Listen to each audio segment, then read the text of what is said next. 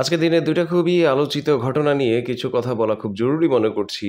আ ঘটনা দুটো হলো ১ম টি হচ্ছে সমকাল পত্রিকায় প্রকাশিত আমাদের উপদেষ্টাদের এবং সচিবদের গাড়ি বিলাস নিয়ে, সরকারি গাড়ি বিলাস নিয়ে আ একাধিক রিপোর্ট আসছে এবং সেটা নিয়ে আলাপ করতে চাই এবং আরেকটা বিষয় যেটা নিয়ে আলাপ করতে চাই সেটা হচ্ছে যে আমাদের প্রেস সচিব শফিকুল আলম ভাই তিনি ভারতের একটা মিডিয়াতে কিছু অশালীন মন্তব্য করেছেন, আমি বলব অযাচিত মন্তব্য করেছেন, এক ধরনের গর্হিত মন্তব্য করেছেন। তো এই ২ টা বিষয় নিয়ে একটু আলাপ করাটা জরুরি মনে করছি। প্রথমত গাড়ি বিলাসের যে আলাপটা অবশ্যই এটা খুব গর্হিত একটা কাজ।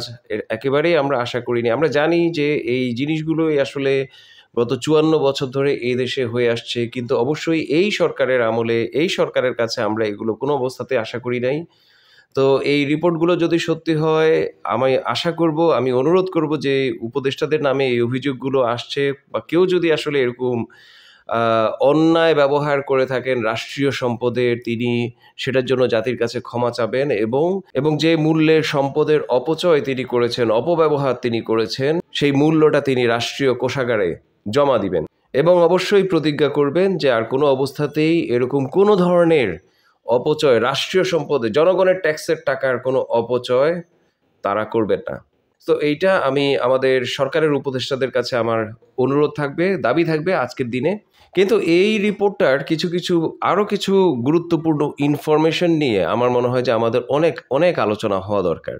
যেমন ধরেন যে আমাদের সচিবদের গাড়ি ব্যবহার করার কথা না, সরকারি পুলের গাড়ি ব্যবহার করার কথা না, যেহেতু তাদেরকে আপনার এক ধরনের বিনা সুদে গাড়ির ঋণ দেয়া হয়। কিন্তু তারপরেও আমাদের প্রায় সকল সচিব, অতিরিক্ত সচিব, উপসচিব, যুগ্ম সচিব, এমনকি মন্ত্রণালয়ের পিয়নরাও নাকি আপনার গাড়ি বিলাসে আছেন।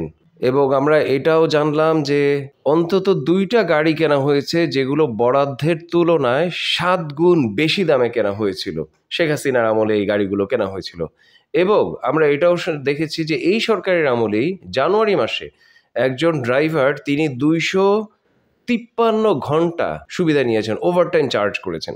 মানে একটা মাসে আপনার সাধারণভাবে যে ওয়ার্কিং আওয়ার সেটা থাকে হচ্ছে যে ধরেন যে ১৬০ ঘন্টার মতো কম বেশি। সেখানে তিনি ১৬০ প্লাস যদি আরো ২৫৩ ঘন্টা ওভারটাইম চার্জ করেন তাহলে কি ৪০০ ঘন্টার বেশি তিনি কাজ করেছেন? সম্ভব আদতেই? আমি জানি না, কিন্তু আমি চাইবো যে মন্ত্রণালয় এটার একটা ব্যাখ্যা দিক। এবং আমরা এটাও দেখলাম যে একটা গাড়ির প্রতি আপনার ১৮ লিটার তেল প্রতিদিন বরাদ্দ থাকে। ১৮ লিটার তেল, এই যে গাড়ির মডেল আমি একটু ইন্টারনেটে সার্চ করে দেখলাম যে আপনার টয়োটা ক্যামরি হাইব্রিড যে গাড়ি, এই মডেলটা আপনার ১০০ কিলোমিটার যেতে আপনার ৪-৫ লিটারের মতো তেল খরচ হয়। সেটা যদি হয় তাহলে প্রতিদিন তারা একেকজন আপনার ৪০০ কিলোমিটার রাইড করার মতো, প্রায় ৪০০ কিলোমিটার রাইড করার ফুয়েল পান। আমরা জানি আমাদের সংসদ সদস্যরা তারা একটা লাক্সারিয়াস গাড়ি বিনা শুল্কে আনার সুযোগ পেয়ে থাকেন। তারা প্লট পান, এই সেই হ্যান-ত্যান অনেক ধরনের সুযোগ সুবিধা পান। গত কয়েকদিনে আমরা এই ধরনের বেশ কিছু রিপোর্ট আমরা দেখেছি যে শেখ হাসিনার আমলে কিংবা সব আমলেই আসলে আপনার অনেকেই বিভিন্ন জায়গায় প্লট পেয়েছেন, ফ্ল্যাট পেয়েছেন, বিভিন্ন ধরনের সুযোগ সুবিধা পেয়েছেন বা পান। এবং এগুলোকে বলা হচ্ছিল যে আপনার রাষ্ট্রের বিশেষ অবদান রাখার জন্য এই প্লটগুলো দেয়া হলো। আমরা যে রাষ্ট্র সংস্কারের কথা বলছি, আমরা অনেক ধরনের সংস্কারের আলাপ করছি, কিন্তু আমাদের সরকারের হাতে আপনার যে সমস্ত সুযোগ সুবিধা দেওয়ার সুযোগ আছে, এগুলো আসলে কতটুক থাকা উচিত বা উচিত না, এইটা নিয়ে আমার মনে হয় যে আজকের দিনে নতুন করে ভাবা প্রয়োজন এবং এগুলোর একটা সংস্কার জরুরি বলে আমি মনে করছি। আর আরেকটা যেটা আলাপ করতে চাইলাম আমাদের শফিকুল আলম ভাইয়ের, আমাদের খুবই কাছের একজন মানুষ, সজ্জন একজন ব্যক্তি। আমরা ওনাকে গণঅভ্যুত্থানে ওনার যে অবদান সেটার জন্য আমরা ওনাকে বারবার রেসপেক্ট করি, শ্রদ্ধা করি, সম্মান করি, ভালোবাসি। তো কিন্তু আমার কাছে যে জিনিসটা মনে হচ্ছে যে ক্রমেই যেন শফিক ভাই একটু বেশি অ্যাগ্রেসিভ হয়ে যাচ্ছেন। তিনি তার যে ন্যাচারাল যে কামনেস সেটা হারাচ্ছেন। তিনি সাম্প্রতিক সময়ে অন্তত ২ টা টক শোতে তিনি মেজাজ হারাইছেন কিংবা তার কথাবার্তার যে আপনার সীমারেখা সেটা তিনি অতিক্রম করছেন। বিশেষ করে এই ভারতীয় যে কুসাংবাদিক, এই যে ময়ূখ, তার প্রোগ্রামে তিনি যে মন্তব্যটা করেছেন বাংলাদেশের একজন রাজনীতিবিদকে নিয়ে, এটা খুবই অপমানজনক। এটা একজন রাজনীতিবিদ হিসেবে আমাদের জন্য অপমানজনক। এটা বাংলাদেশের একজন নাগরিক হিসেবে যেখানে তার উচিত ছিল আসলে ময়ূখের বেয়াদবি মার্কা কমেন্টসগুলোর প্রতিবাদ করা, সেটা না করে তিনি যেন আসলে ময়ূখকে আরও সাপোর্ট করলেন, উস্কে দিলেন এবং তার পথে আসলে হাততালি বাজালেন। তিনিও আরও ময়ূখের এই বদমাইশিতে জয়েন করলেন। এটা খুবই আনএক্সপেক্টেড, এটা খুবই দুর্ভাগ্যজনক।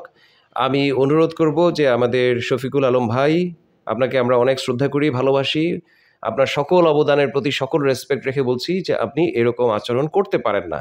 এবং আমি অনুরোধ করব, আপনাকে দাবি করব যে আপনি আসলে এই জন্য জাতির কাছে ক্ষমা চাইবেন এবং ভবিষ্যতে আপনি আপনার কথা বলার সময় আরও বেশি সংযত হবেন, এই প্রতিজ্ঞাটা আপনি করবেন। আর সবশেষ আমি যে কথাটা বলতে চাই, আগেও বলেছি যে ৬ মাস হলো আমরা অবশ্যই সরকারের এখন একটা চুলচেরা একটা পারফরমেন্স অ্যানালাইসিস করব, বিশ্লেষণ করব। আর সেটা করার আগে আমার মনে হয় যে সরকারের উচিত নিজেই আসলে তার একটা পারফরমেন্স ইভ্যালুয়েশন করা এবং তার মধ্যে যারা আসলে আন্ডার পারফর্মিং কিংবা যারা আসলে ঠিকমতো আপনার ডেলিভার করতে পারছেন না, কিংবা ধরেন যে আসলে ভুলভাল করছেন, কোনো না কোনো ধরনের অপরাধের সঙ্গে জড়িয়ে যাচ্ছেন কিংবা প্রশ্রয় দিচ্ছেন, তাদেরকে সরিয়ে দিয়ে নতুন লোক নিয়ে একটা ফ্রেশ স্টার্ট করবে, এইটা আমি সরকারের কাছে আবারও দাবি করছি।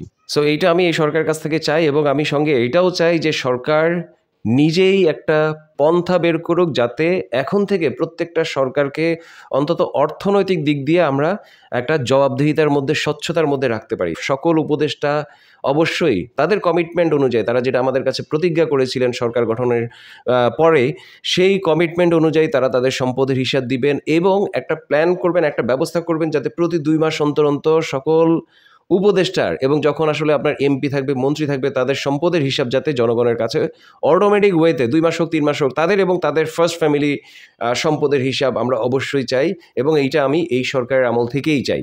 তো আমাদের উপদেষ্টাদের প্রতি আমাদের এরকম হাজারো অভিযোগ আছে, অনেক আপনার অনুযোগ আছে এবং বাজারে অনেক গুজবও আছে। আসলে আমাদের কোনো উপদেষ্টার বিপক্ষে খুবই সিরিয়াস কিছু গুজব আছে।